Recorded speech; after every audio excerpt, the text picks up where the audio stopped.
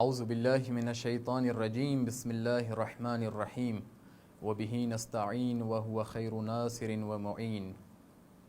محرم الحرام کی ان دلسوز ایام کی مناسبت سے اب تمام مومنین، علماء کرام، مراجع اعظام، بالخصوص رہبر معظم انقلاب دام ظلہ العالی اور امام زمان عجل اللہ تعالی فرجہ الشریف کی خدمت اقدس میں تسلیت و تعزیت عرض ہے۔ اعتراض کرنے والوں کی طرف سے ایک اعتراض ہوتا ہے کہ جب امام حسین علیہ السلام کو معلوم تھا کہ کربلا جائیں گے تو شہید کیے جائیں گے، اس کے باوجود امام حسین علیہ السلام کربلا کیوں گئے اور قیام کیوں کیا؟ اس کی وضاحت یوں ہو سکتی ہے کہ بعض لوگ نادانی کی بنا پر یا جہالت کی بنا پر یا جان بوجھ کر امام حسین علیہ السلام کے اس عظیم کارنامے پر اعتراض کرتے ہیں۔ ان کا یہ کہنا ہے کہ اگر امام حسین علیہ السلام کو اپنے شہید ہونے کا علم تھا تو کربلا کیوں گئے؟ چونکہ امام حسین علیہ السلام نے خود کو اور اپنے اہل و عیال اور اپنے باوفا اصحاب کو خطرے میں ڈالا۔ اگر علم نہیں تھا اپنے شہید ہونے کا تو امام بھی ہم جیسا ہوتا ہے اور امام کو بھی آئندہ کا کوئی علم نہیں ہوتا ہے۔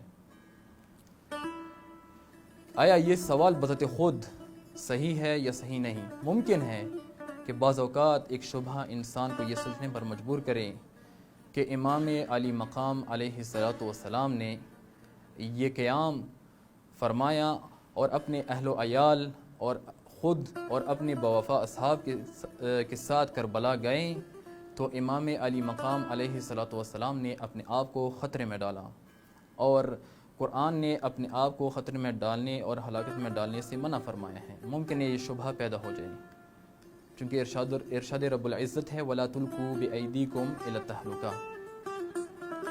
جواب میں یہ عرض ہے کہ اولاً کیسے ممکن ہے کہ فرزند رسول مکرم اسلام، فرزند امیر المؤمنین، فرزند سیدۃ النساء العالمین، جو مکمل طور پر دین اسلام سے آگاہ ہے اور آگاہ ہونے کے باوجود وہ اس آیت پر عمل نہ کرے؟ ایسا ہرگز ممکن نہیں ہے۔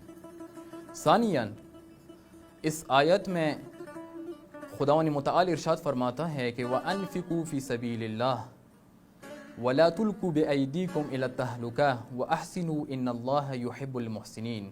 اللہ کی راہ میں انفاق کرو اور اپنے ہاتھوں سے اپنے آپ کو ہلاکت میں نہ ڈالو، وَأَحْسِنُوا اور دوسروں سے نیکی کرو، إِنَّ اللَّهَ يُحِبُّ الْمُحْسِنِينَ، اللہ احسان کرنے والوں کو پسند فرماتا ہے۔ اس آیت مبارکہ میں تہلکہ سے مراد ہلاکت ہے۔ ہلاکت کا معنی پہلے بیان کرتے ہیں، پھر خود بخود یہ واضح ہو جائے گا کہ کیا یہ معنی امام حسین علیہ السلام کے عظیم انقلاب اور قیام کے لیے درست ہے یا نہیں۔ ہلاکت سے مراد ہر وہ کام ہے کہ جس کے کرنے سے اتنا نقصان ہو کہ عام طور پر اس کا جبران نہ ہو سکے۔ اس آیت میں خداوند متعال کی طرف سے فداکاری، انفاق اور ایثار کا حکم ہے، ایسی فداکاری کہ جو خداوند متعال کو پسند ہو، محبوب ہو اور خداوند متعال نے اس کا حکم دیا ہو۔ اور یہ بات مسلم ہے، واضح ہے کہ ہر فداکاری نیک فداکاری نہیں ہوتی، ہر قسم کی بخشش خداوند متعال کو محبوب اور پسند نہیں ہوتی۔ نیک فداکاری کے لیے چند شرائط ہیں، لیکن دو شرطیں بہت مہم ہیں۔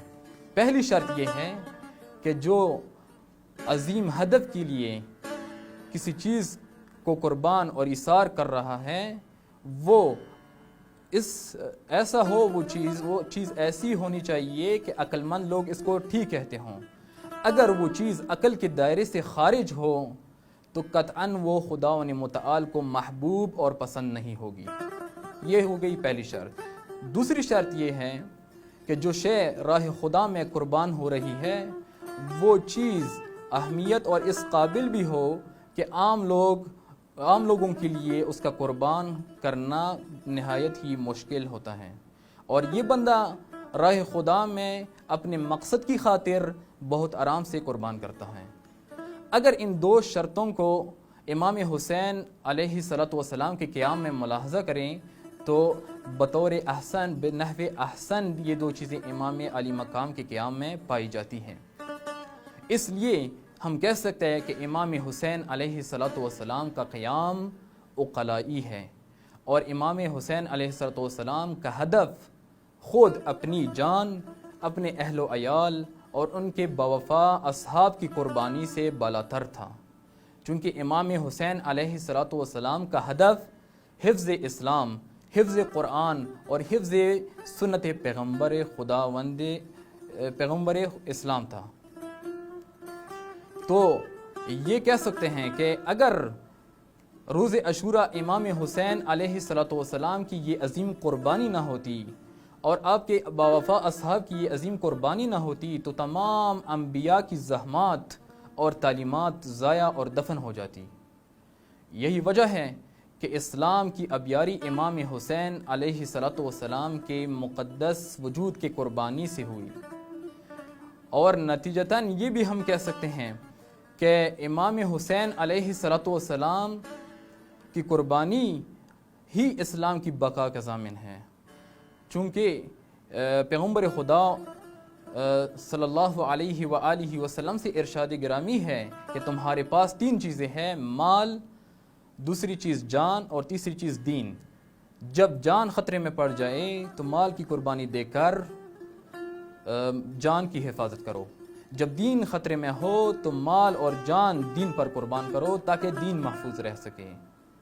بس ہلاکت سے مراد ہر طرح کے اپنے آپ کو خطرے میں ڈالنا مراد نہیں ہے، اور امام علی مقام کا قیام عقلائی بھی ہے، اور واقع کربلا کے بعد یہ بات ثابت ہو گئی کہ الاسلام محمدی الحدوث و حسینی البقاء، کہ اسلام پیغمبر خدا صلی اللہ علیہ وآلہ وسلم کے وجود مقدس سے وجود میں آیا کی وجہ سے وجود میں آیا، اور امام حسین علیہ الصلوۃ والسلام کی عظیم قربانی سے باقی رہا۔